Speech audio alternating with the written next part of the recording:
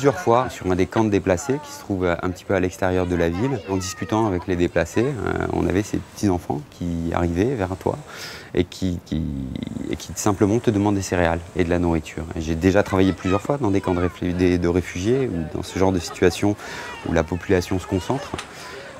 Mais j'ai trouvé que c'était vraiment particulier sur le plan de l'accès à l'alimentation, parce qu'une des choses vraiment choquantes, et là je pèse bien mes mots, dans la situation des déplacés au Yémen, c'est que l'aide internationale, de la communauté internationale, les agences onusiennes, est sur le terrain et en pratique réellement absente, ou quasi inexistante. La plupart des segments d'aide qui doivent être fournis, que ce soit par rapport aux maladies chroniques, que ce soit par rapport à l'eau, à la sanitation, à l'accès à l'alimentation, à la coordination de l'aide. Tous ces axes-là sont absents, alors que c'est une aide qui est financée, qui est présente.